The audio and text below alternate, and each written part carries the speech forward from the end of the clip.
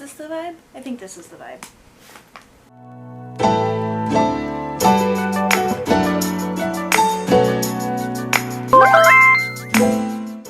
Hi, hello, and welcome back to my channel. My name is Andy, also known as Mouse, and on this channel I talk about books, and today we are doing my August wrap-up.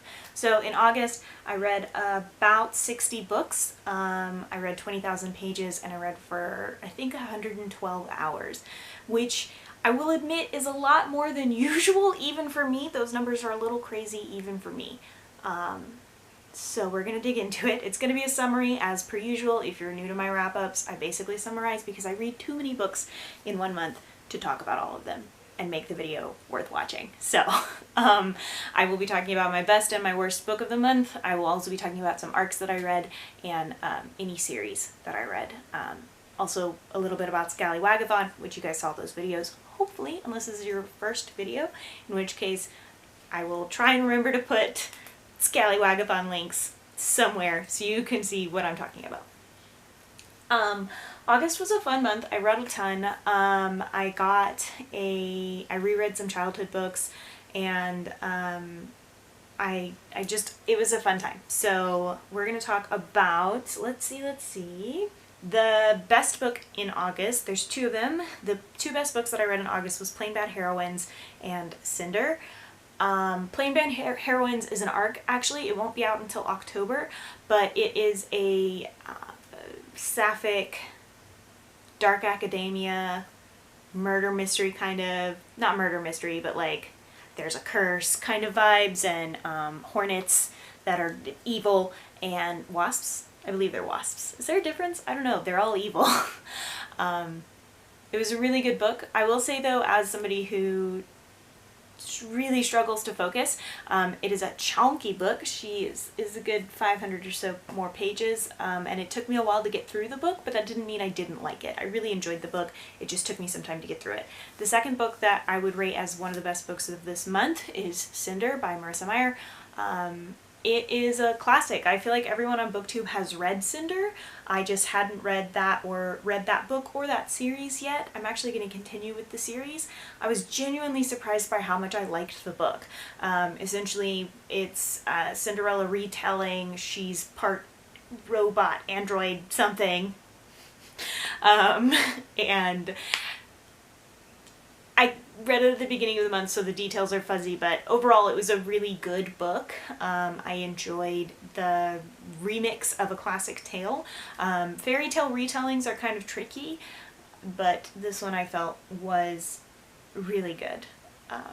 So I don't know what's up with the Cinderella themes lately, because last month my top book was Cinderella is Dead. So my worst book of the month. So I have really strict rules about DNFing books. I try to only DNF after 50% because usually by the time I'm at 50%, all of the reasons that I want to DNF are gone. Like if the book is slow, or if I feel like I'm not being pulled in. Like normally by 50% I can determine like if the book is going to continue that route or if I should just keep going. This was a book that I DNF'd before that time. I think I was still like 40% in though. I was almost 50% in. And I DNF'd it because the main character is a 16-year-old girl. I'll tell you what book it is in a second. Is a 16-year-old girl written through the lens of a cisgendered straight man, and the sex scenes in it were so unnecessarily descriptive and very clearly written by a man, that it turned me off the entire book. I was like, I don't give a fuck about how the rest of this book goes. So that is Nevernight by Jay Kristoff, who I actually, as a rule, kind of like Jay Kristoff's writing, but I guess this is the first book that I've read by him as an individual. The rest of the books that I've read by him are with Amy Kaufman. And I wonder if that has something to do with it, because I hated the way that this book was written. I hated the way that this book was written. If you love metaphors and you love similes and you love an author never just saying what they're talking about, then you will like this book. However, I super hate that. As someone who doesn't see things in my head, like I have aphasia, I think is what it's called. I don't picture things in my head, so when I am reading things and it is using a ton of metaphors and similes, my brain is just like, can you just say what you're talking about? So I really don't like that. I don't like that writing style in general. I can't stand it. But then the way that he wrote this 16-year-old girl was weird. It was just weird for an adult man to be writing in the perspective of this girl and it be this sexualized. It was just weird and it made me feel icky and I didn't like it, which really sucked because I really super wanted to like it, but I really super didn't. So there's that. Also, I've talked many a time about how much easier it is for me to talk about books I didn't like rather than books that I did like. You should read Plain Bad Heroines. It's really, really good and spooky and just super good. And if you haven't read Cinder yet, it's a sci-fi retelling of Cinderella, so like what more do I need to tell you? All that it's missing is some sapphic content and then I'd be on that shit like flies on honey. But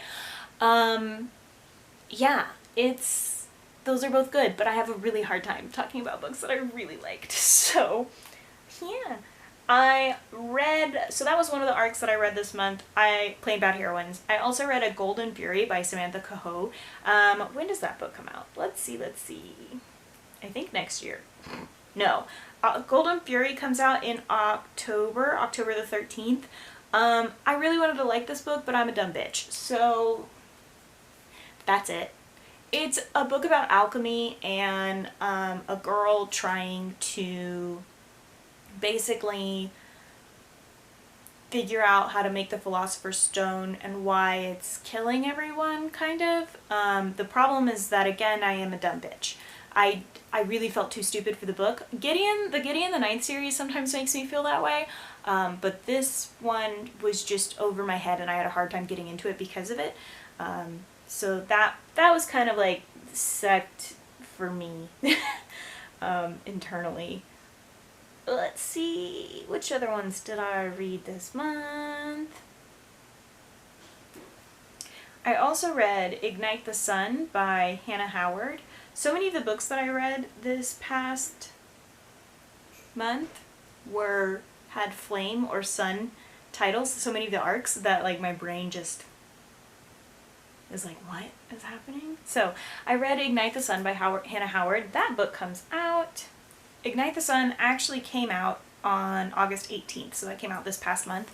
That book is about basically darkness has taken over the world and there used to be these people powered by the sun and by light, but the Queen of Darkness kind of killed them all, and it's about how this girl finds out that she might be one of those sun people.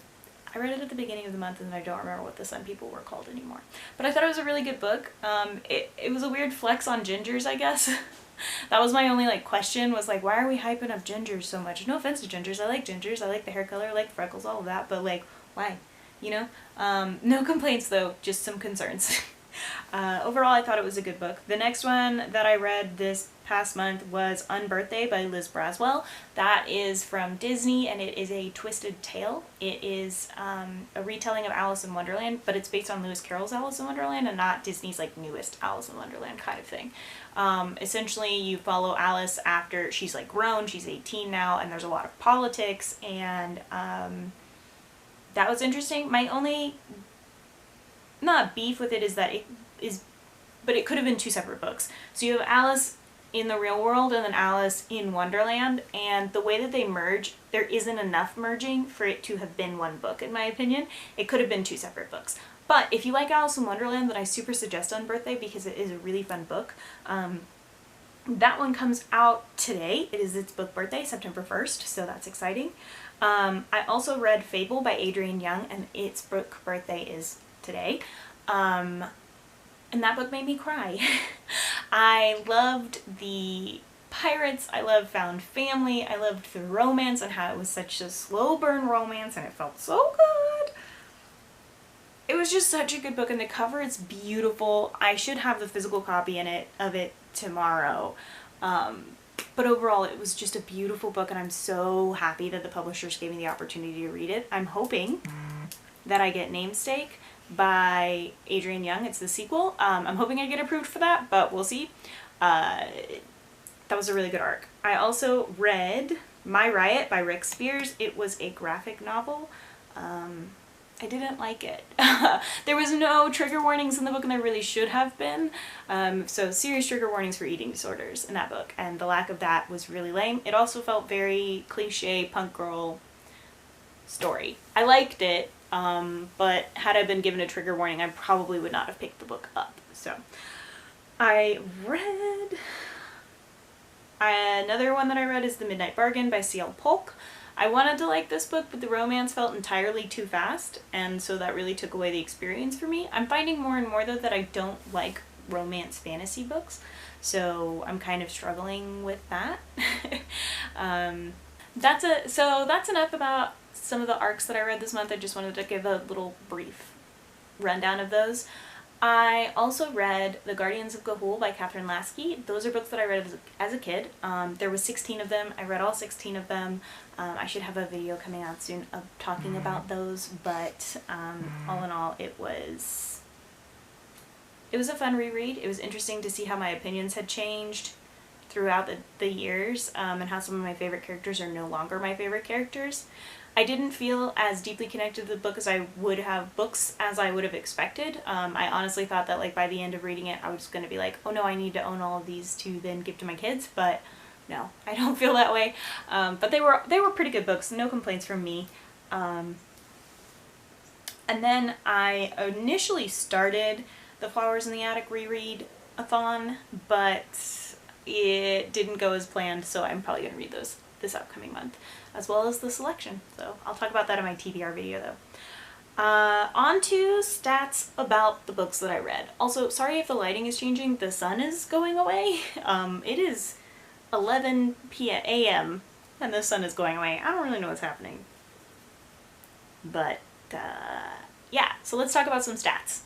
So in August, my average rating was a 4.2. I read 5 books by Own Voices authors. I read 38 fantasy books, 1 historical book and 1 mystery book, 5 sci-fi novels, 2 thrillers, and 1 other. I don't know what it was or why I labeled it as other. I read 14 adult level books. I read 21 middle grade books because of the Guardians of Ga'Hoole. 1 new adult book, and 21 young adult books. No one is surprised there.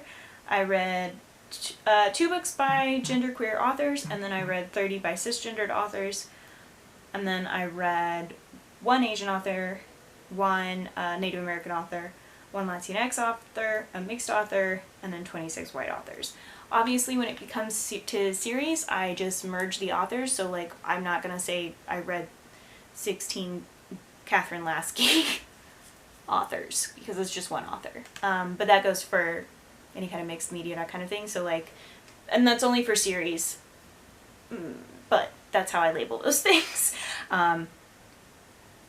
I also feel like that's not totally correct. I feel like I need to go back in and make sure that that's all labeled correctly.